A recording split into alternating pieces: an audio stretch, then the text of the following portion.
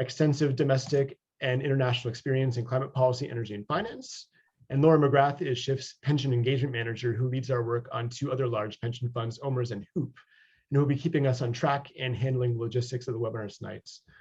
But before we get started, I just want to take a moment to acknowledge the First Nations on whose territory we're gathering today. I'm speaking from the treaty lands and territory of the Mississaugas of the Credit First Nation, as well as the traditional territory of the Chippewa, the Haudenosaunee, and the Wendat peoples. And as we talk tonight about the ways your pension fund is financially exposed to risky fossil fuel investments, I do want to recognize and celebrate the Indigenous peoples that have been caretakers and stewards of this land's water and climate since time immemorial, and the continuing work that they do today. Respecting Indigenous sovereignty and First Nations' right to free, prior, and informed consent must be at the center of any discussion about pension investments and climate change. Earlier this month, we saw yet another episode in Canada's ongoing legacy of removing Indigenous people from their lands to facilitate natural resource extraction. A militarized deployment of RCMP officers forcibly removed Indigenous peoples from their lands in what is now British Columbia in order to enable the construction of the Coastal GasLink fracked gas pipeline. And one of the owners of that pipeline is the Alberta Investment Management Corporation, the manager of public sector pensions in Alberta. So there's a direct pension fund crisis or connection to this crisis out west. And we strongly believe that pension funds should not be investing in fossil fuel projects that violates Indigenous rights and accelerate the climate crisis. So my colleague Laura is posting in the chat a link to a legal defense fund for the Wet'suwet'en land defenders that were forcibly removed from their lands and jailed earlier this month while trying to stop construction of Coastal GasLink. And we hope you'll consider joining us in this small act of solidarity and reconciliation as it relates to our work on Canadian pension funds. And you might also consider giving a donation to Indigenous Climate Action, an organization that supports First Nations to uphold their sovereignty and fight for climate justice. But tonight we're holding a workshop on the Ontario Teachers Pension Plan, or OTPP, which is the pension fund for 331,000 working and retired Ontario teachers like yourselves.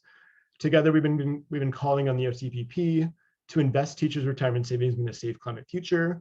We've built a movement of hundreds of teachers from across Ontario and have successfully pressed this $228 billion pension giants, the third largest pension fund in Canada, to make significant progress on its approach to the climate crisis.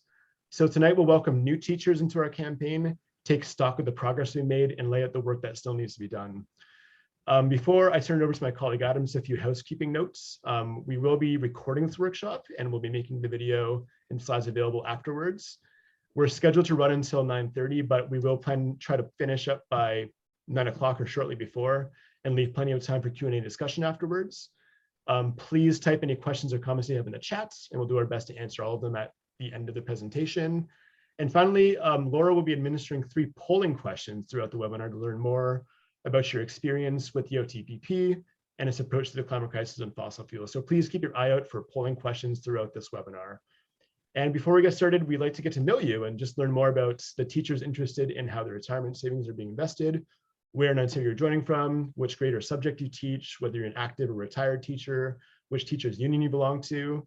And finally, I want to give a shout out to the students who are joining us tonight. For over a year now, we've been working with Fridays for Future Toronto on this campaign.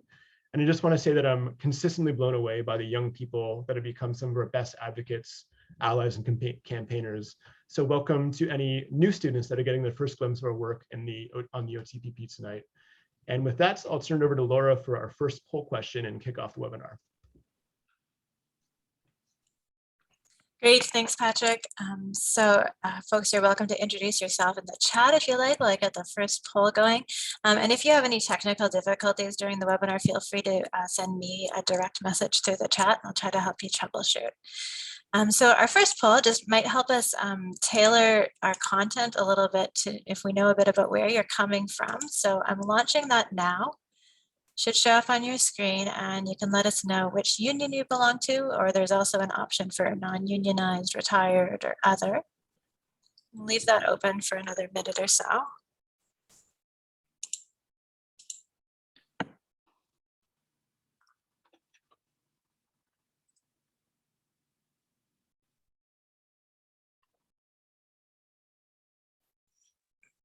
Great. Okay, so I'm going to close this up in a minute. We'll come back and share the results later on in the webinar. And right now I'm going to pass things over to my colleague, Adam, to kick off the content portion. Great. Thanks, Laura. Thanks, Patrick. And thanks everybody for coming to join us in the evening. I'm sure everybody's tired after a long day. And it means a lot when people decide to take a little bit of their day to learn about an important issue like this. So thanks for coming. Here's a quick overview of the content for our workshop tonight. Some of you may have actually joined one of our previous workshops. We're going to follow a fairly similar format. In the introduction sections, I'm going to walk you through the sort of context for our conversation and understanding the climate crisis, sort of at its fundamentals, so we're on the same page. And then we're going to get into understanding the risks, the financial risks of the climate crisis. I'm going to walk through those very quickly. And from there, we're going to get over quickly to Patrick, and he's going to give you an overview of where the Ontario Teachers Pension Plan is right now, how they're managing climate risk, and the progress that we've made, and a little bit of an update, which is quite interesting and exciting. So, and then finally, we'll wrap up with a lot of information on how you can get involved and how you can reach out to the OTPP and be part of this work. And we'll have time for Q&A at the end. If you have any questions as I'm talking or my colleagues are speaking, drop a question in the chat and we'll try to get to it at the end if we can. Yeah, and so I think at the outset, it's important to understand why pensions are so important at sort of a high level. Canada's public pension sector is huge and very influential, and the 10 largest pensions in the country alone manage more than $2 trillion internally. And these funds literally own huge pieces of the economy that we live in the country, and they own investments around the world as well. Your pension fund, the OTPP, manages nearly 230 billion in assets. And so the decisions on where to invest those savings that belong to you is critical to the failure or to our failure, sorry, critical to the success or failure of our ability to address the climate crisis. It's been a long day already, so I'm clearly mixing up my notes. But it's also critical for your pension's ability to actually pay out your retirement obligations. And as we'll see as we talk about climate, it'll be obvious that unless we address this crisis head on and do everything that we can, the global economy will be severely impacted, as will pensions' ability to pay out distributions in the future. So I'll quickly dive right into the context. So I think this is all review for you, but it's really important that we start with the understanding that the concentration of CO2 in the Earth's atmosphere has increased by more than 60% in a very short period of time. This is overwhelmingly due to the combustion of fossil fuels.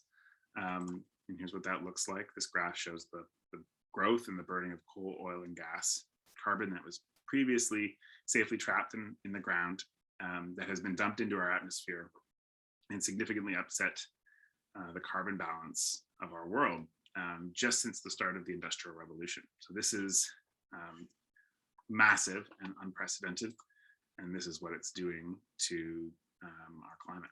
This graph shows the temperature data over that same period, and the impact of human-caused changes to the atmosphere are very clear and measurable. And there's a very strong scientific consensus around this, not just on the causes, but on the effects, and as well on the solutions. And there has been for decades now.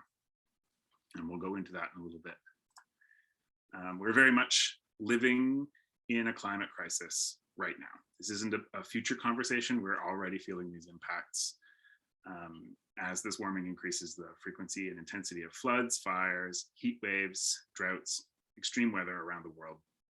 And this crisis is really threatening to harm the interconnected global systems that support us and ecosystems. And it's accelerating.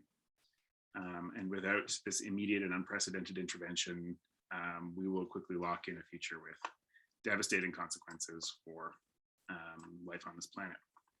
So that's a lot to say. It's it's a pretty heavy thing to drop into, but I want to flag that climate and the climate crisis is sort of like nothing else that we face globally. It's even more wide and expansive and existential than the COVID crisis. It's so we need proportional responses at that scale. I'm going to walk through some of the ways we're already feeling this crisis in Canada right now. I think this summer was the first time that a lot of people in Canada really got that taste of fear for not knowing what's coming and how bad the crisis will get.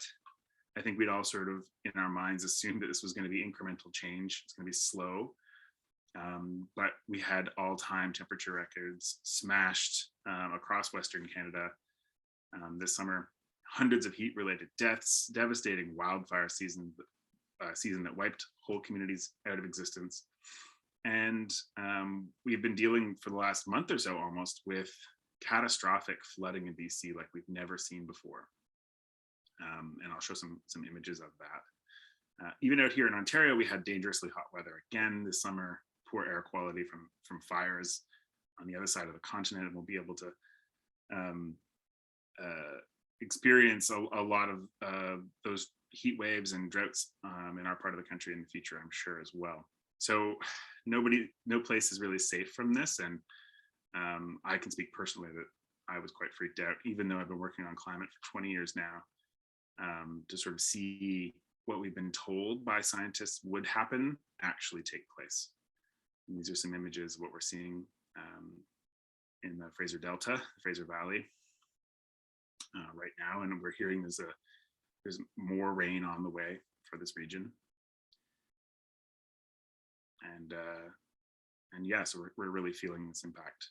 And you know, there are lots of examples from Ontario as well that are a very similar pattern. Unprecedented rain events and flooding, poor air quality from forest fires when we're not expecting that. I don't remember when I was young there being constant air quality warnings from forest fires the way that there are now. So all of this is really scary, and it's a difficult place to find ourselves. So what do we do about it? How do we get out of this? And the science is actually really clear and has been on what we need to do to achieve some level of climate safety. It's a pretty big ask, but this graph sort of neatly summarizes the trajectory we need to find ourselves on. We really have no choice but to cut off the source of the problem, primarily fossil fuel combustion, and also the way that we're using land. We need to really end deforestation, and we need to address industrial emissions as well. But first and foremost, we must rapidly transition our energy systems away from fossil fuels. And this graph really shows the trajectory of emissions reductions if we're going to get away from runaway climate change. This is the modeling of what's required to stabilize temperatures at the 1.5 degree Celsius threshold. And there's really two takeaways I want you to get from this graph. The first is we are not really aiming just to reduce emissions. That's sort of the way that we talk about climate in Canada. Oh, emissions reductions are great. That's what we're aiming for. But in fact, we're actually trying to aim for zero emissions.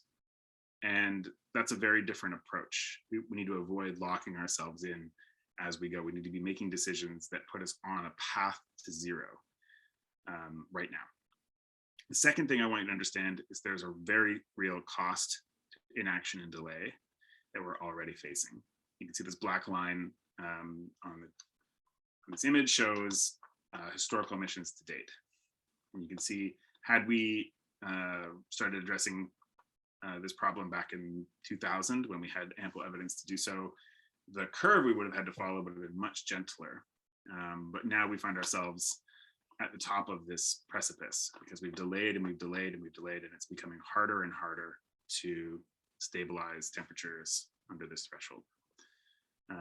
A transition of this magnitude just can't come from government policy alone. It's not going to come just from individual actions. It requires also a substantial shift in where capital is invested in our society. So we must stop investing in new fossil fuel related infrastructure and shift into carbon-free investments as quickly as possible. So finance is sort of the missing piece that needs to go with all of these other changes we're tackling. Pension funds are critical to this. They are incredibly important, and they are asset owners. They own whole pieces of the Canadian economy. But they're also interesting in that they are investing your money. They don't just have this money on their own. This is actually your deferred wages over your entire career being saved up. And so they have a legal fiduciary duty to you to invest in your long-term best interest. So that's crucial to understand. And I'm going to talk a lot about the financial risks and opportunities of climate change just for a few minutes here. But before I do that, I want you to understand that there's also a very strong moral case for pension funds to stop investing in oil, coal, and gas, because doing so puts a safe climate at risk for everyone, including you and the students you teach. This is really critical to understand, but I'm going to drop into this fiduciary duty frame now, where I'm going to talk about the financial risks of continuing to invest in fossil fuels and the opportunities in investing in the solutions. Those are the arguments that will resonate most strongly with your pension fund as we go forward. These are the different rough buckets of climate related financial risk. There are lots of different ways to slice this. And I'm going to go through them really quickly because we're going to try to go through a lot of content today. But yeah, in each category, I want you to think about the kinds of investments that could be in your investment portfolio right now, or could be in your pension, that would be impacted by these kinds of risk. I think we already talked about this a little bit. The physical risks of a warming world have huge financial consequences. So droughts, fires, floods, heat waves, sea level rise, extreme weather, damaging the systems and infrastructure that underpin our economy. In particular, physical risks threaten the value of commercial real estate, utilities, and infrastructure, which make up a very significant portion of the OTPP's holdings. And we've seen the insurable losses and other financial related impacts due to physical impacts rising in recent years. The second category here is what we call transition risk. And that's transition away from fossil fuels, which we need to achieve in order to achieve climate safety. And in making that rapid transition, it's going to create winners and losers in the market. We're already seeing this happening. Just going to drink this water. And I think we can all think of different companies that faced rapid disruption and didn't see it coming and lost substantial amount of their value in the market very quickly. And so if you're thinking about electric vehicles, renewable energy, energy storage, energy efficiency, these types of disruptive technologies are coming online quickly now as part of the energy transition, and they're disrupting sectors like electrical utilities, vehicle manufacturers, oil, gas, and coal, and many other industries. So we have to really pay attention to this rapid transition risk.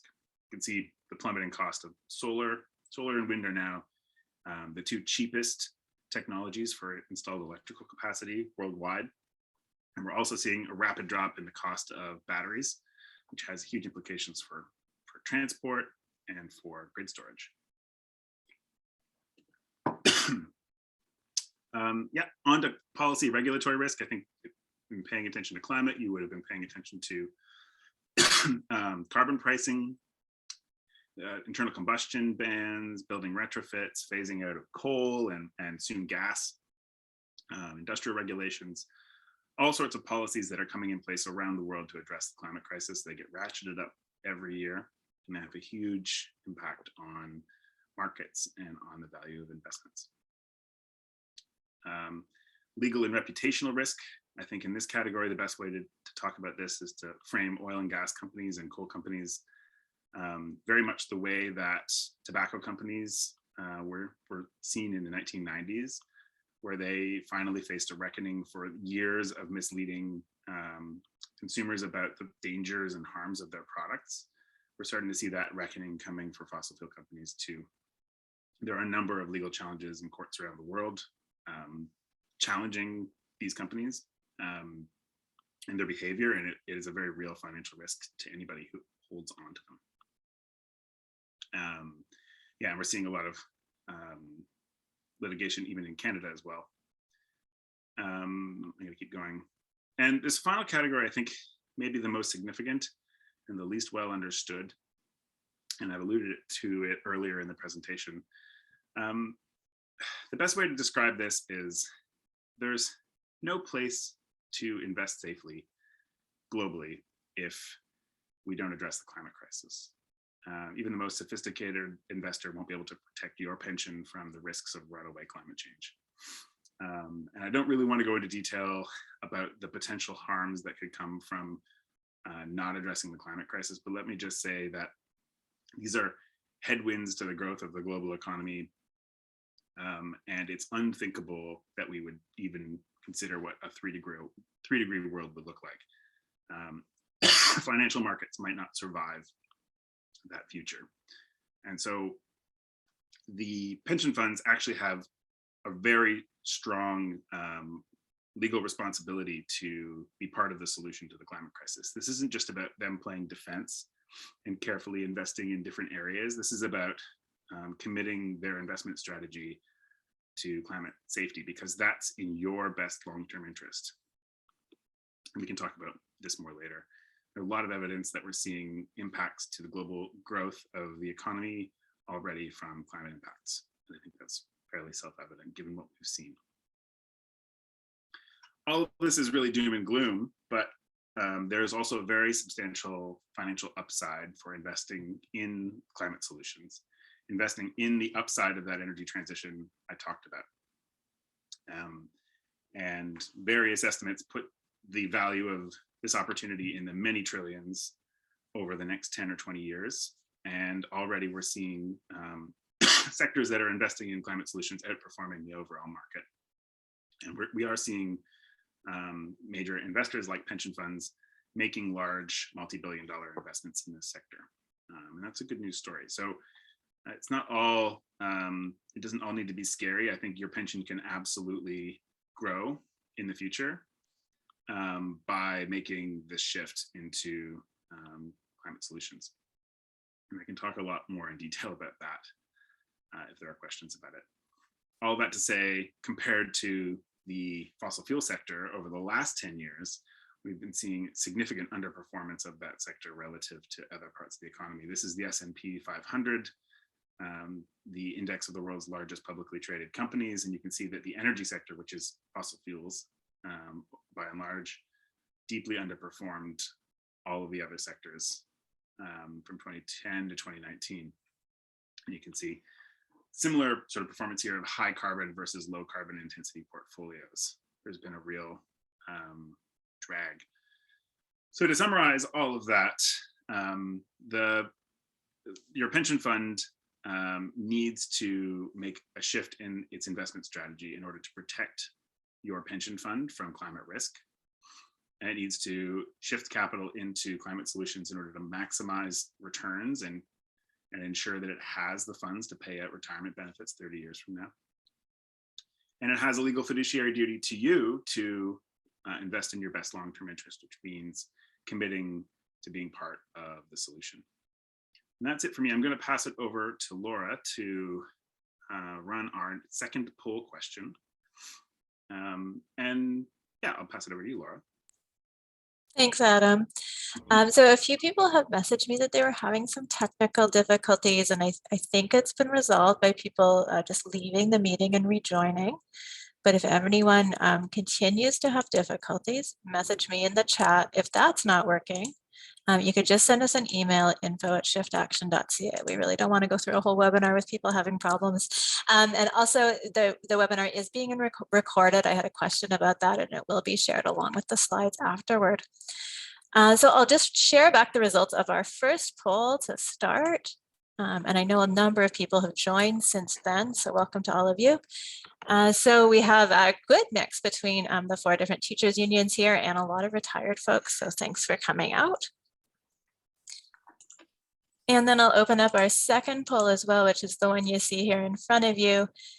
What's your response to this statement? The Ontario Teachers Pension Plan should not be investing my retirement savings in fossil fuels.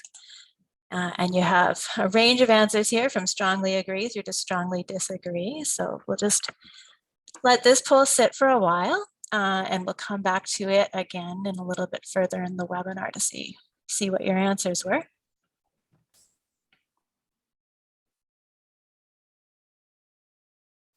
And we have about half of our attendees have responded so far.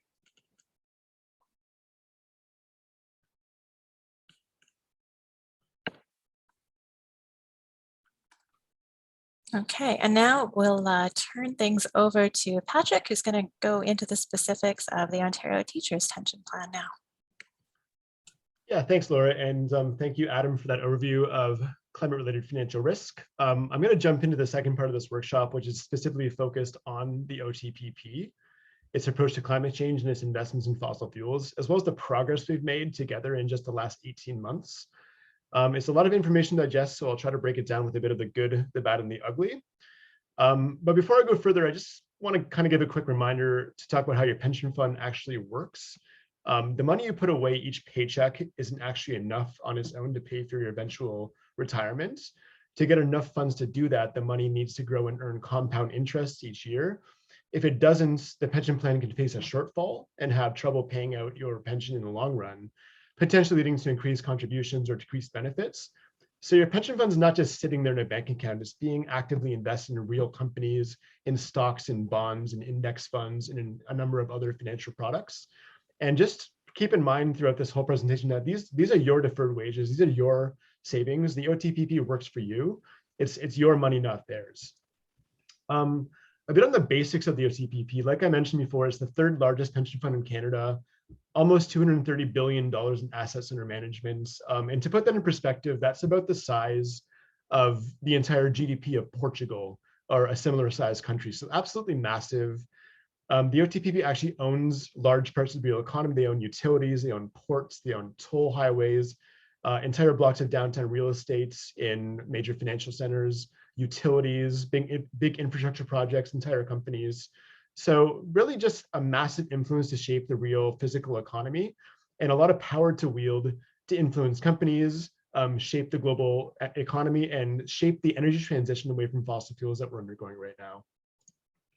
A bit of the basics on the governance of the OTPP. The day-to-day management of the funds and investment decisions are made by professional fund managers in Toronto, but it is overseen by an 11-person board, and it has two sponsors. One is the Ontario Teachers Federation, which is an umbrella group of the big 4 Ontario teachers unions, and the other sponsor is the Ministry of Education, the Government of Ontario, and these two organizations appoints an independent board of 11 members who set contribution and benefit levels, who oversee the work of the OTPP staff, and who actually make and oversee investment decisions. So we'll come back to a bit of the composition of the OTPP board later, but that's a bit of a background on how the governance of the fund is actually structured. In 2019, we did a bit of an analysis on Canada's 10 largest public pension funds, and we initially had the OTPP in the third category that you'll see here, Rising to the Challenge. But we're now classifying it as pulling ahead because we consider it to be a leader among Canadian pension funds when it comes to understanding these climate-related risks and investing in climate solutions. But I do want to emphasize here that no Canadian pension plan actually has demonstrated a good handle on climate risk and solutions yet. They're lagging behind their international counterparts in other countries, particularly the UK, Europe, Australia, New Zealand, in the US. So even though we have the OTPP ahead of other Canadian funds here, they're still laggards compared to their counterparts internationally. Like I mentioned, we've been running this campaign ShiftOTPP for about 1.5 years now, coming up on 2 years. So I just do want to acknowledge all the folks that have been involved, teachers, students, as well as all of the teachers that were involved in OTPP divestment campaigns long before we started this work. So this chart kind of starts at January 2020, but I just want to recognize folks who are doing this long before us. And if you take a look here, we started meeting informally with teachers in January 2020. We hosted our first workshop just like this and launched the campaign and action tool in May 2020. By June, we had formed a core organizing group of teachers that were working on this campaign and helping plan it and move it forward. They did some outreach to their colleagues, to their network, to their schools, to the unions to build it up further. By September, we had formed a partnership with Fridays for Future Toronto and brought students in line with our work on this. And by October, we had launched an open letter to the OTPP. On the next slide, moving into 2021, we worked with Fridays for Future Toronto to release a video that's had students calling on their teachers to invest their pension savings in a climate safe future. That was the same month that we saw the Teachers Pension Plan set a net zero target, largely as a result of our advocacy. The next month, we actually published the open letter from teachers that had 500 signatories in the Toronto Star. By spring, we had mobilized teachers to attend the AGM and ask them really pointed climate questions. We hosted 2 more workshops like this. And we also arranged for some email actions on some specific high carbon investments, including in airports, an Italian gas network, and a UK pipeline network. By the summer, we saw the OTP make a few more fossil fuel purchases that were quite concerning. But we also had retired teachers organically form their own group called Reshift, or Retired Educators Shift. September, we saw some teachers send a legal letter to their pension plan, warning them of their fiduciary duties to invest in their own long-term interests. We also saw the teachers' pension plan release some emissions intensity reduction targets and put some kind of meat in the bones of that net zero plan. And just this fall, we've actually met now with ETFO, OSSTF, and OFTA executives, having caught their attention with the work that we've been doing and all of the organizing we've done among rank and file teachers working and retired. On the next slide, there's just a small sampling of media coverage that we've generated by our very committed group of teachers and students over the last year. So Toronto Star, CBC News, Hamilton Spectator, all kinds of teacher publications. We've really been growing the movements through the media coverage. And we now have about 51 teachers and students who are part of this core organizing group. Nearly 800 teachers have taken some form of advocacy or action or attended a workshop. We now have the attention of all 4 of Ontario's teachers unions and met with 3 of them already. We're catching the eye of the OTPP and the Ontario Teachers Federation as well. And we've really established ourselves as thought leaders in the sustainable finance space with the voices of teachers featured prominently as advocates. A bit on the progress on the next slide. We really do find that your pension plan is listening to you and they're taking action in response. One of the first things we've noticed is that they've showed us this renewed sense of urgency when it comes to the climate crisis. So they're now calling it the greatest challenge faced by the modern world. They're acknowledging it that it permeates the entire investing landscape. And they're recognizing that it must play a critical role in both bringing its portfolio to net zero emissions and helping accelerate the global economy's transition to net zero. So they're kind of showing that not only do they know that climate change is affecting their portfolio, but they have the capacity to actually affect the strength and velocity of the energy transition. A bit more on the progress on the next slide. We are seeing the OTPP using increasing amounts of really sophisticated investment tools to try and manage climate risks. So they're now measuring the carbon footprints of their portfolio. They're now testing how their investments will do against various warming scenarios, whether it's 1.5 degrees or 2 degrees or 3 degrees or 4 degrees. They have board level oversights and executive management overseeing climate risk. They're starting to require more companies to put in place net zero plans and emissions reduction plans. They've created a green bond council to start overseeing how the green bonds they issued are actually being used by companies and how they're being used to finance more climate solutions. And they also actually link their executive compensation to emissions reduction so that there's an incentive across the whole pension fund to reduce emissions, both at the fund and in the companies they own. And like I said, we actually are seeing results from the fund. We think they are listening. So in January, we saw them become the 2nd pension fund in Canada to commit to net zero emissions by 2050.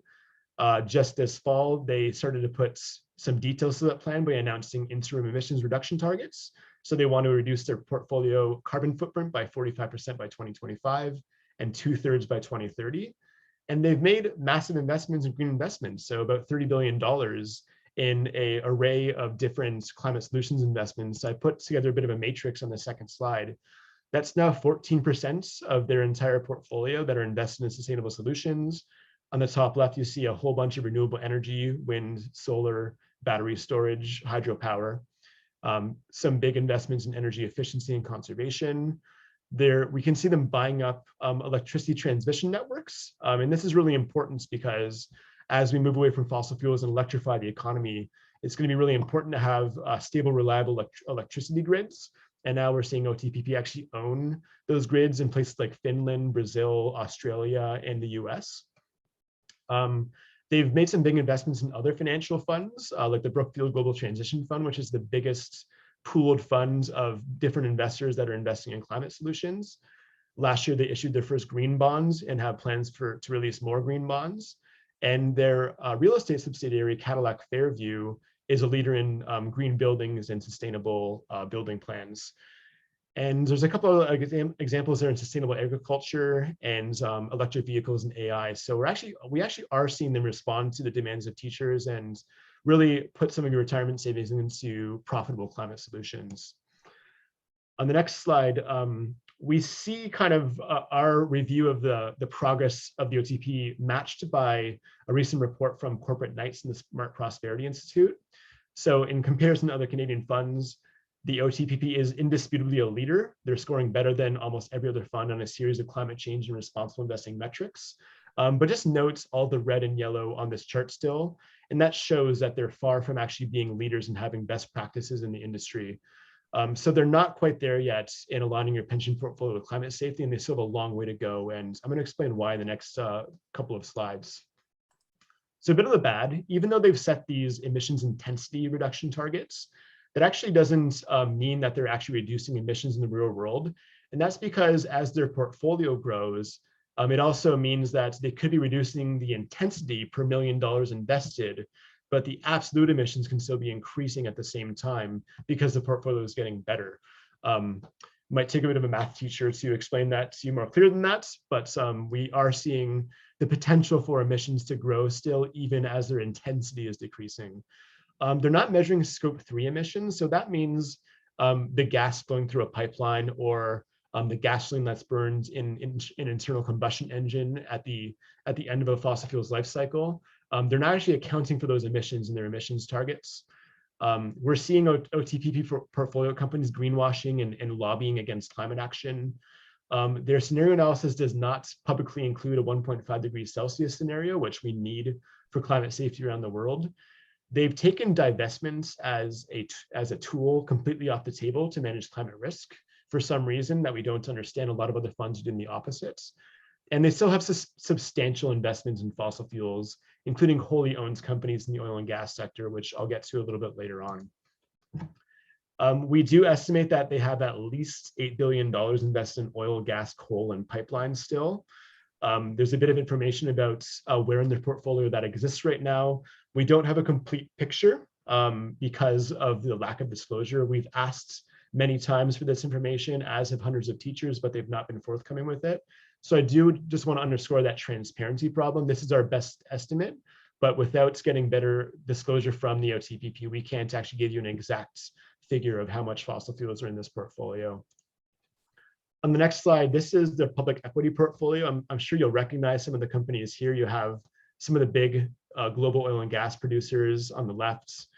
You have pipeline companies. You have some coal generation utilities like Duke Energy and Southern Company. You have some big oil sands producers like Canadian Natural and Suncor. You have a whole smattering of fossil fuel companies that the OTPP holds shares in. So this in their public equity portfolio is what your retirement savings are invested in. And we think that's problematic, that these are high-risk companies whose business model is inconsistent with a climate-safe future. And I'll just note that it's even still invested in coal. There was a report from a German NGO that said about $27 million as of January this year was invested in coal from the OTPP portfolio. And we really question why a pension fund would still hold coal in its portfolio at this state of the planet. On the next slide, these are a private equity portfolio. So these are private companies that aren't required to be listed on stock exchanges or report information the way public companies do. And just from what little information we have, we know that they have about at least $200 million invested in Aethon Energy, Wildfire Energy, Chisholm, and SGN. Those are oil and gas producers, oil and gas investment firms, and a pipeline company. They also own these two companies in the bottom left called Heritage Royalty and GRP Energy Capital. And they actually own the land rights and royalty rights to large swaths of land in Western Canada and Texas. So that if a company wants to develop oil and gas, then they have to buy those rights from the OTPP and pay the OTPP a royalty. So they would be directly benefiting from increased oil and gas production in that scenario. Also note in the top left that the OTPP owns or co-owns about 5 airports, largely in the UK and Europe. And that's another piece of high carbon infrastructure that doesn't quite have a decarbonization pathway yet. And in the case of the one I highlighted on this slide, Bristol Airport in the southwestern UK, they're actually taking a local government to court because essentially this local community did not want to expand the airports. But because the OTPP owns this airport and its growth is dependent on more air travel, they're trying to force this community to overturn a democratically elected decision to try and get this airport expansion going, even though it would pave over a local green belt. It would cause more car traffic and would have, of course, cause more flights if you were to expand an airport. And finally, a couple big pipeline purchases. So SGI is the second largest pipeline distribution company in Italy. SGN is the UK's second largest pipeline network, and ADNOC is the Abu Dhabi National Oil Company's pipeline network, all of which the OTPP owns large stakes in. On the next slide, there's a bit of information about board appointments. I talked about the structure and governance of the fund before, and what we're seeing here is some direct oil and gas interests on the board itself. So one of the board members was formerly a board member with Enbridge Income Holdings. Enbridge is, of course, one of North America's largest pipeline companies. He's also currently on the board of AOG Group, an investment firm with assets in oil and gas exploration, supply, and storage. Kathleen O'Neill, another board member, she's on the board of ARC Resources, an oil and gas producer. And then on the reverse, Jane Rowe, who's not on the board, but is an OTPP vice chair. She was recently appointed to the board at Enbridge, which again is North America's largest oil and gas pipeline company. We only see one person on the board with a background in climate risk and expertise in climate. That's Monica Federow. And then of those 11 board members, only one is actually appointed by the teachers unions or actually comes from the education sector. Jean Lewis was a former teacher, principal, and an ETFO general secretary in the past, and he is now on the board. And then there's another 5 board members that have close ties to Canada's big 5 banks, which of course are some of the biggest financiers of oil and gas in the world. In the recent past, Ontario teachers have done the right thing, and they've gotten the OTPP to stop investing in tobacco. It took a lot of time, but in 2018, they finally did that. And at the time, the OTPP's chief risk and strategy officer had this to say about it. And I really think that that description that she has in that quote here on this slide, fossil fuels meet that exact description today. A growing number of teachers are feeling the same way, as are a growing group of students that we're talking to, and they're asking their teachers to make sure their savings are invested in a safe climate future instead of a harmful product like tobacco, like fossil fuels. However, the OTP does say they prefer engagement over divestments and do not disclose what their goals for engagement actually are. When I say engagement, it's when a large investor like the OTPP owns a company or holds shares in the company and uses that ownership and influence to persuade the company to improve its behavior, achieve better environmental performance, make more responsible decisions, reduce emissions, etc. So it can be a powerful tool, but only if you're really clear on what your expectations are of those companies. And we really don't see the OTPP setting out those expectations well. And I'm sure a lot of folks here that have been involved in this campaign have seen that the OTP actually does use exclusions for other sectors. So they don't invest in tobacco, private prisons, guns, weapons of mass destruction, and also companies complicit in apartheid in South Africa in the 80s.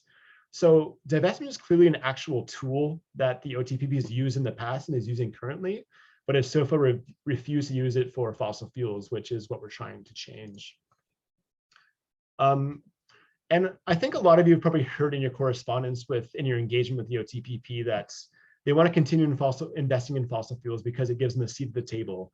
And it allows them to ensure companies are owned by an investor that cares about climate change, whereas divesting might mean that they lose their voice. But I do just want to point out here that the framing of the engagement divestment debate is wrong in my opinion. This issue is always presented as engagement versus divestments, when in reality it should be engagement and divestments, or even divestment as part of an effective engagement strategy. These two things aren't mutually exclusive. Both are critical tools in the toolkit to advance the interests of beneficiaries or organizations, protect investments, achieve strong financial returns, improve portfolio companies' environmental performance, and cut carbon emissions in the real economy. So we absolutely do support the OTPP having a robust, targeted, impactful engagement strategy with clear expectations, targets, and timelines, but we don't actually see that strategy yet. And perhaps most importantly, there needs to be consequences for companies that don't comply with these engagement strategies, which is why divestment is so important to have that consequence. The other thing I'll note is that there's very little evidence that engagement actually works when it comes to fossil fuel companies. So researchers at the University of Cambridge reviewed 2 decades worth of research on shareholder engagements and found that it was an ineffective strategy for forcing the level of change needed at the pace needed in fossil fuel companies. There's no evidence of positive results. And if there are results, they're incremental at best. We've asked many times for the OTPP to provide examples of their engagement of fossil fuel companies being effective, and they just haven't provided a good answer yet. So I just want to underline the point that if we want to actually mitigate the climate crisis, we have to stop producing and burning oil, gas, and coal, full stop. And no amounts of carbon offsets or emissions intensity reductions or net zero targets or other half-baked oil company greenwashing plans are going to address this core imperative. And that's that fossil fuel companies must either rapidly reduce production of fossil fuels and transform themselves into sustainable companies, or they must cease to exist. And that means starving them of capital, taking away their social license to operate, and creating the political and economic conditions to regulate them out of existence while protecting their workers through this transition. Other high carbon sectors held in investor portfolios, so if you think about steel or cement or transport or utilities, mining, they actually do have credible transition pathways, decarbonization pathways, but fossil fuels do not. There's a credible path forward for engaging these industries. For fossil fuels, there's not.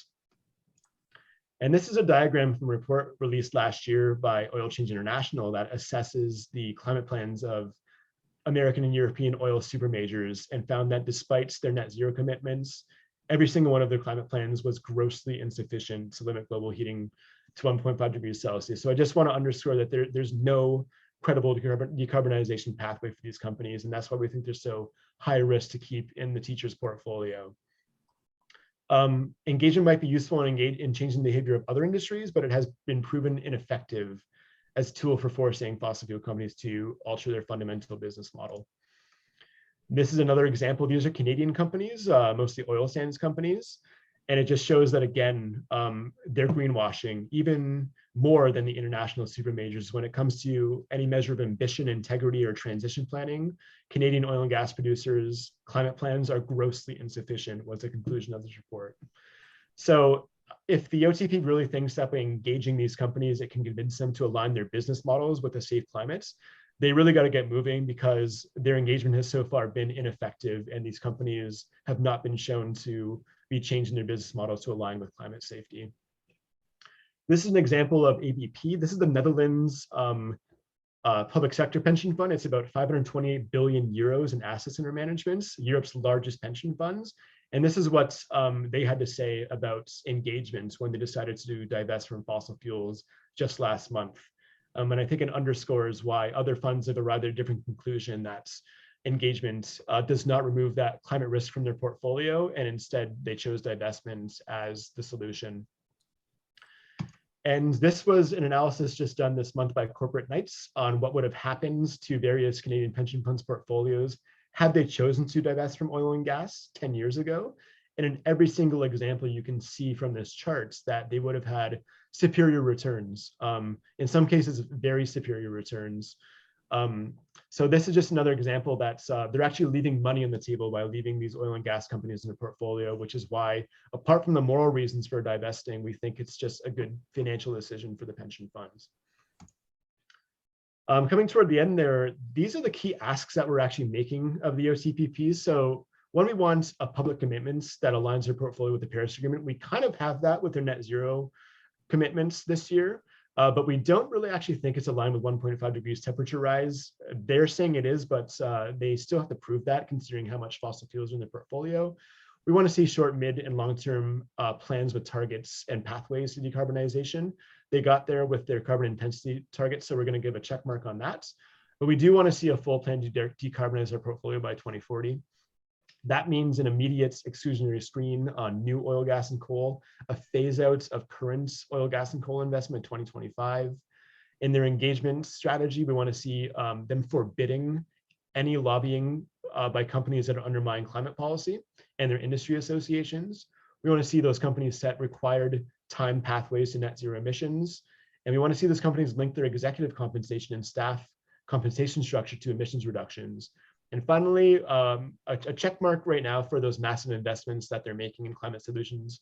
But we need to see more targets and timelines to keep increasing the investments in climate solutions like renewable energy, like clean technology, the things we need for the energy transition.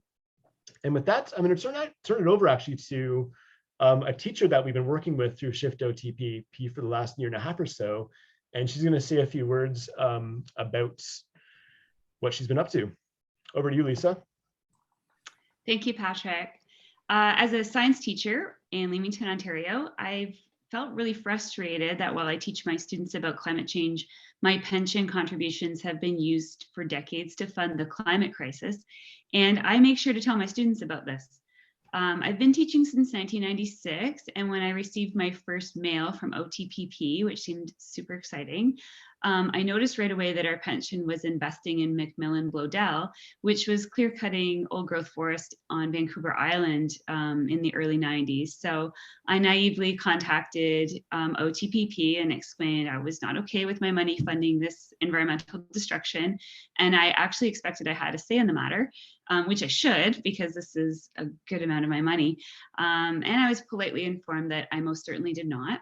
I did, however, keep an eye on OTPP's investments over the years, and I contacted them from time to time by phone, by mail, back when we sent letters, and now by email, just to say I'm watching and to try to convince them that giving roughly 11% of my income to invest in fossil fuel companies didn't sit well with me. But I always felt like I was just one voice, and you know, an organized movement was necessary to accomplish anything here. So fortunately, a couple of years ago, I joined Shift and found that I was not alone. So Shift has developed a real movement of current and retired teachers and students who feel like we do. And we want to work together to decarbonize our pension. So teachers are no longer contributing to an unsafe future for our students, for our own children, and possibly grandchildren, which is just not okay. And as teachers, we're busy, especially during these chaotic times. I've always very much wanted to really investigate OTPP's fossil fuel holdings, which are a little bit, it's a very difficult task to investigate, as Patrick mentioned. And I really wanted to find a way to organize and really apply pressure for them to change, but I really didn't have the time or the skill set to put it all together. But Shift makes it all really easy. And with OTPP's recent announcement of a net zero plan, we also know the strategies are working. And we do know that we have a long way to go, because net zero does not mean zero emissions, which is what we need. So we have to take every opportunity available to us using the tools that Shift has put together to use our voices and push for improvements to that net zero plan. We want OTPP to know we're paying attention, and we expect rapid decarbonization of our pension. It makes environmental sense, but it also makes financial sense not to invest in an industry that the world is finally turning away from. As an added perk of joining Shift, every so often you get some really great news. So today, Patrick informed us of a big investment in a renewables company. So love some good news on the climate front. I plan to retire in less than 4 years, and I really, was feeling kind of hopeless that things would turn around, but I feel really hopeful now, and I have Shift to thank for that. Now, as I mentioned, we are fortunate to count some young climate activists as part of SHIFT, the SHIFT's organizing committee. And some of these students are from Fridays for Future. And it's sad that they need to do this when they should be focusing on homework and extracurricular activities and friends, but they are literally fighting for a climate safe future that funds like ours at OTPP have put at risk. Now, let me tell you, these young people can put an in-person or social media campaign together like that. They're total pros, and they really remind us what we're fighting for. So it's my pleasure to introduce to you one of these amazing young climate activists, Aishwarya Patur, who never ceases to amaze and inspire us with her climate leadership. Aishwarya. Thank you so much. That was like such a good introduction. Hello, everyone. My name is Aishwarya Patur. I go by she, they pronouns. I'm a grade 11 student at Blueville Collegiate Institute in Waterloo, Ontario. And I am a climate justice organizer. I work with Fridays for Future Digital, Banking on a Better Future, and Climate Strike Canada. Today I'm speaking from the traditional territories of the Haudenosaunee, Anishinaabe, and the Mississaugas of the Credit First Nation land. Now, to start off, I'm going to tackle, I think, one of the fundamental questions for tonight that's probably in a lot of your minds right now. Why this campaign? Why should you get involved? And why is this important?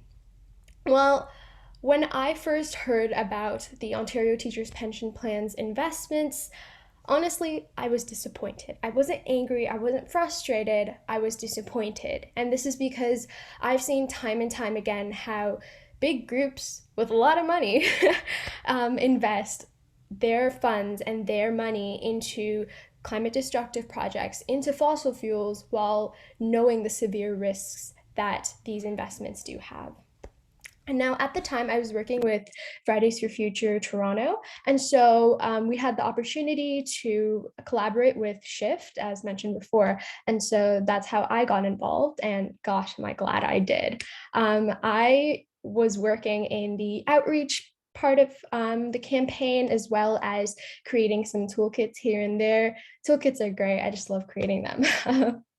But yeah, so I think when talking about OTPP's investments, now, not only are these investments in fossil fuels and climate destructive projects incredibly inconsiderate of the future of students, but also the millions of people who are facing the climate crisis today.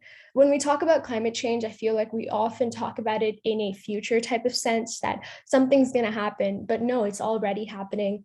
Now, as an immigrant student in Ontario, my family does come from India, and I have family back in India, and unfortunately, we are seeing the effects of climate change right now. And this brutal, scary reality for me is that I don't know if I will be able to go and meet my grandparents someday in the future because of climate change. I don't know what their situation will be, and I don't know what my situation will be. And so when we talk about climate change and when we talk about all of these campaigns, it's so important to think about people on the front lines of the climate crisis who are facing the impacts as it is today. Now, I will say, though, it is incredibly uplifting to be working with wonderful educators out there, just like all of you, who are so involved and who are so passionate for their students and for our future and for a better world. And I think it's incredibly showing in the progress that OTPP has done. And I will say, though, a lot of that was caused by the actions that were implemented by SHIFT and educators and students alike. And so when I talk about climate change in general, I do like to mention compassion, love, and all of these words that are so important for a movement to prosper. So as a student, thank you for being here today. You being here really shows that you do care for us. And I really do hope that you get involved with this campaign, because it's an incredibly important one, and it's one that we do need to propel even further. Thank you so much. Yeah, thanks, Aishwarya, and thanks, Lisa. It's been such a pleasure working with both of you, and we couldn't do it without you. You students and teachers have really been the forefront of this campaign, and so happy to be working with you. We're going to try and wrap things up soon. There's just a few more slides. I would encourage you to check out a video that Ashwari and other students made calling on the teachers' pension plan to stop investing in fossil fuels. Is very powerful. If Laura can put in the chat right now. We're not going to show it tonight, but it's about 4 minutes long. You can watch it at your own time. But to the good part here, what you can do about it, how you can get involved. And for one thing, we do have a climate action toolkit we'll share with you after this presentation that includes all kinds of information about the OTPP, like you've seen tonight, and more. You can send a letter right now directly to OTPP fund managers, trustees, and union leaders by going to ShiftOTPP.ca. You just got to select your union or retired teacher from the Action Tools drop-down menu. You can send a letter right now. That's a great first step. We're also relaunching an open letter from teachers to the OTPP tonight. We got this published in the Toronto Star earlier this year, but this time it's a little bit reframed. We're going to try and get to 500 teachers, send it into the AGM in April, and also get it published again. If you're interested in joining our core group of working retired teachers and students to plan this campaign and take action, please get in touch. You can email us at info@shiftaction.ca. We do workshops and webinars like this for groups of teachers all the time. So if your school or a community group or a union local wants to get more information, we're happy to do a presentation just like this for them.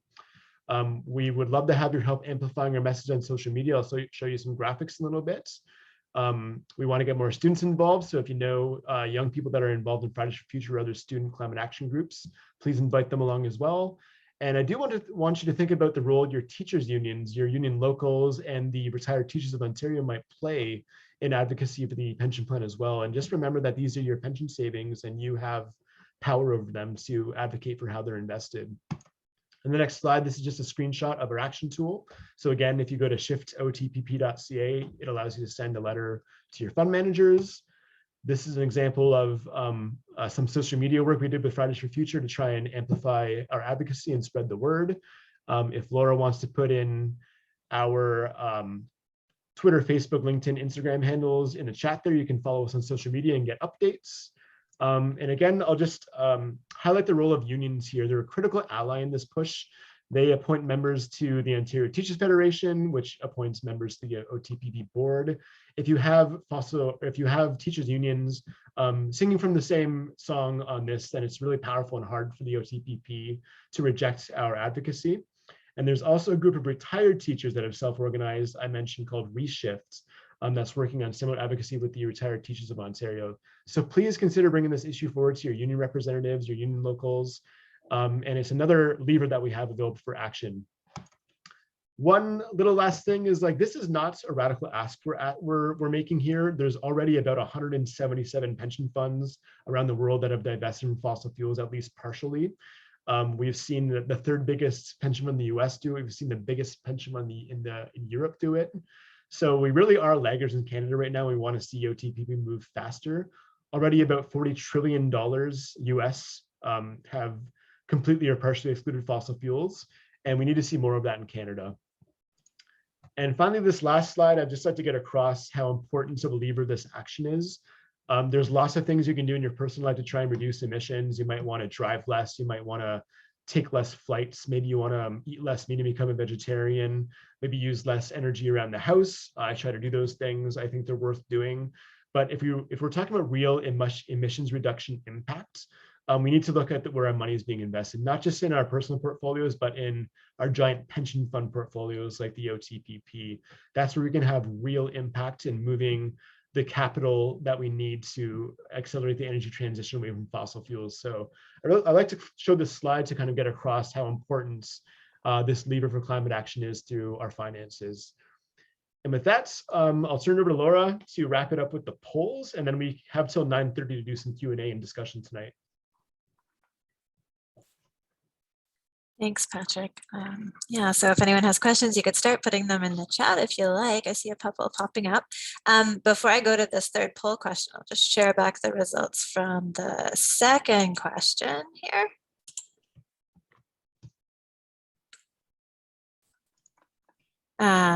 Sorry, something popped up on my screen, but I hope you're all seeing the results from the second question here. So we have quite a number of people who 27 to 28 who strongly agree. We have a somewhat disagree.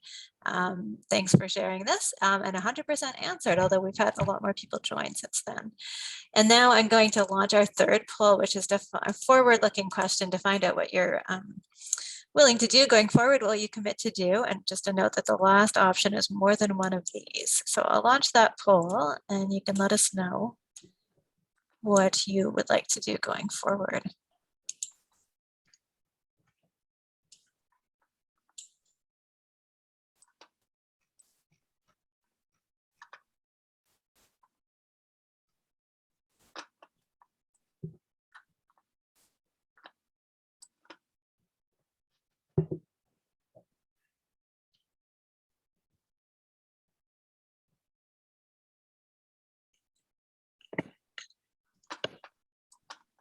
Okay, I'll leave that open for another minute or so, but while everyone's wrapping up, we can open things up to Q&A. So just going to take a look in the chat, or feel free to unmute yourself and ask a question if you want to just jump into the conversation here.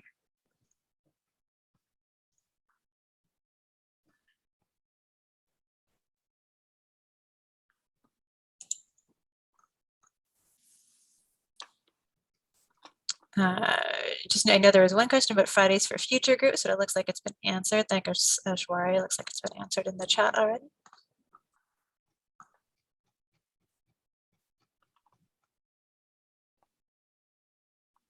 Okay, and I'll end the poll. Thanks, everyone. And we'll come back to share the results a little bit later here. Seeing a question in the chat from Gord, asking, please explain why net zero is actually a way of real fossil emissions reductions. It's a really good question. And I will say at the outset that the term net zero is actually quite open to greenwash itself. The term comes from a view of the global climate science, which shows that in order to stay on the pathway to limiting temperatures below 1.5 degrees, we really need to see zero emissions globally by about 2050, and actually some emissions, some carbon removal from the atmosphere after that. But there are some sectors that are really hard at a global scale to decarbonize. And so there's been some admission that it's not quite technically possible to hit zero, absolute zero, because of a few areas like agriculture, which are particularly challenging to completely eliminate emissions from. So the theory was that we can add a little extra carbon removal to make up for that little bit, but it's not the majority by any stretch. So that's where the term net zero comes from. It's sort of practical in that context. But it's been adopted by financial institutions and others around the world and it's become a sort of a buzzword. And unfortunately, it's not well defined. So one of the questions we actually have for the OTPP is, how exactly are you defining net zero? And for a major institutional investor like OTPP, really they don't need to be worrying about the net part themselves. They should be focused on zero emissions, practically speaking. But we'd hope that what they're committed to is a global achievement of net zero, not necessarily within the fund. And we'd like to see, that's why we say they should have a plan for decarbonizing their portfolio earlier than that, preferably by 2040. I hope that answered your question. That's a pretty long-winded way of talking around net zero. There are lots of groups working on trying to set clear standards for what net zero means, because it's quite rife for abuse. Thanks, Adam. We have a question here too from Jeff. I think it was mentioned that 14% of OTPP investments for green. Do you have a percentage regarding fossil fuels for comparison? Yeah, that's a good question. And I don't have an exact number, but we have been using the figure that's from what we can tell in the portfolio, there's at least $8 billion invested in fossil fuels. That includes oil, gas, coal, and pipelines. We think that's probably an underestimate, but that would be about 3.5 to 4% of the portfolio. And I do just want to highlight that, the OTP makes an effort to promote that there's $30 billion of 14% of the portfolio invested in climate solutions, but they don't seem to be very transparent about telling us about fossil fuels. So there's a real double standard there, where even though we've asked for this information and hundreds of teachers have asked for this information, they have not been forthcoming. So the best we can do is an estimate, and we're looking at least $8 billion from the publicly available information that we've collected. Thanks, Patrick. From Rita here, the last AGM of the OTPP was highly unsatisfactory in terms of effective interface. What is known at this point about the format of the upcoming AGM? And how can it be improved this year, presuming it's still online? Yeah, we don't know anything yet. And in fact, last year we didn't get very much information until the very last minute about the AGM. It was quite disappointing, as Rita notes. They just sort of compiled hundreds of questions about various topics into a single answer. And it didn't have the same interactive sort of accountable format. I have seen there have been several legal challenges, not within this pension fund, but in other large financial institutions from their members, complaining that online AGMs don't meet the standard required. And so we may actually see some decisions that come out on that saying, hey, you actually need to do a more effective job at hosting an AGM. But we will track it really closely. And as soon as we get any more information, we'll send that out to our emails that we have collected. If you've signed any of our action tools, will be added to our list, so we can send you that information if you volunteer to join that list. We can keep you up to date on the AGM and opportunities that come up. And we will pass that on as well to OTPP, that we don't think that was an adequate AGM. Good OTPP governance question here. How do people get on the board? Yeah, so we had a slide before that covers this, but basically there's a 11-person board. They have 2-year terms and they're allowed to serve up to 4 terms. So they might be on the board for 8 years. Basically, 5 of the board members are appointed by the Ontario government, the Ministry of Education. Another 5 are appointed by the Ontario Teachers Federation, which is an umbrella organization for the big 4 teachers unions. So they appoint 5 and the government appoints 5. And then those 10 themselves choose a chair to chair the board. I think that there's a couple of seats that are coming up in 2023, perhaps, for OTF appointees, but nowhere kind of in the really near short term is there any board appointments available. We just saw one earlier this year appointed as well, so I think there's going to be some turnover in 2023, and we are having some conversations with the teachers unions about the kind of expertise that we want to see on that board when appointments come up. I'll just take this opportunity now to share back our final poll results.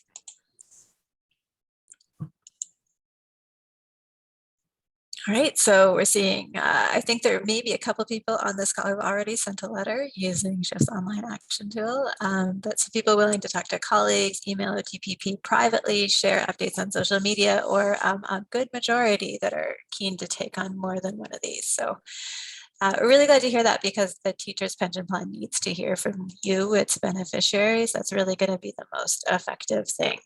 So really glad to see those results there. I'm gonna take a screenshot of it. And this might be a good point to say, if you want to drop off and you've been on a webinar, we can end formally the presentation here. We're happy to stick around for a few more minutes and chat and answer any remaining questions that come up. But just for those folks who've been had a really long day, I just want to thank you so much for coming out late in your day and spending some time learning about this and working with us. And yeah, we hope you'll take a moment to send a letter online on the action tool. And if you want to become more directly involved in engaging with your pension plan, send a note to info@shiftaction.ca. And have a great night. Thanks so much, everyone. And thanks to Lisa and Aishwarya for coming to join and speak too. Thank you for coming. And with that, we can continue answering any questions that might be lingering before we wrap up.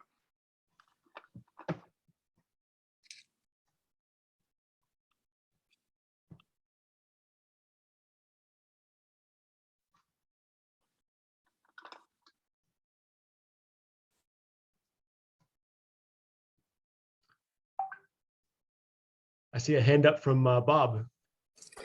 Yeah, yes, it's Bob Garson. I'd like to thank you. I was on the OSSTF Provincial Executive in the 1980s and 90s. I was on the OTF board. I was the director of the Education for Global Perspective project, taught Canadian Studies. I'm now working with half a dozen or more groups on these issues and on issues related to, I'm also an organic biodynamic farmer since I retired in 2002, and we're working on a number of issues.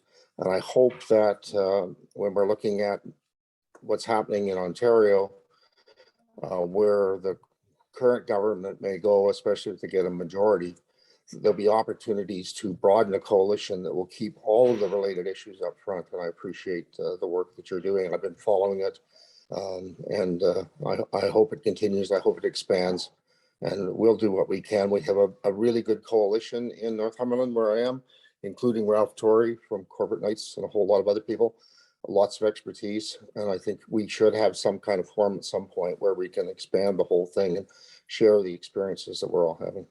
Thank you. Thanks, Bob. Thanks for coming, and thanks for what you're doing. Thanks. We also have a question from Jeff about any evidence that OTPP is lobbied by oil and gas companies.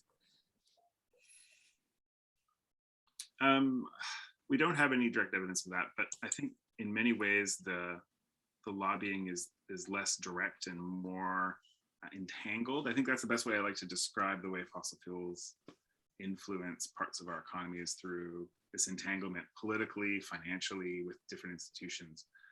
So if you look at the board structure as Patrick went through, you'll see there's cross appointments, there's people sitting on other boards, which means they have a legal responsibility to that company to look out for their best interest.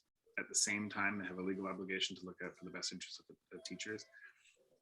That's potentially a conflict of interest if you're having a conversation about eliminating fossil fuels from the portfolio.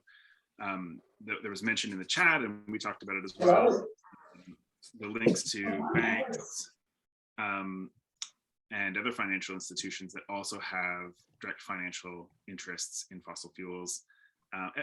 It's a small country. Everybody knows each other. People are friends. They're on boards together. Unfortunately, yeah, there's just a lot of indirect influence. We also know that the investment committees of the OTPP are regularly meeting with companies to talk about investments in there. They're asked to take investment stakes all the time. So in fact, it's likely that staff at the OTPP are in regular contact with fossil fuel companies and are being sort of lobbied in that sense, as being asked to buy into their investment sort of philosophy and being pushed to make an investment. So yeah, there's a lot of contact. We just don't have strong evidence of specific pieces of it.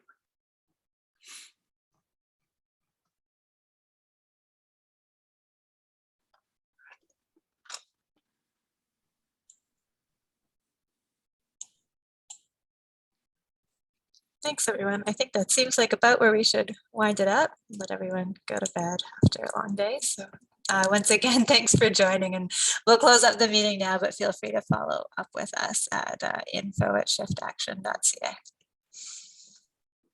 Good night. Thanks, everyone. Have a good night. Thanks, everybody.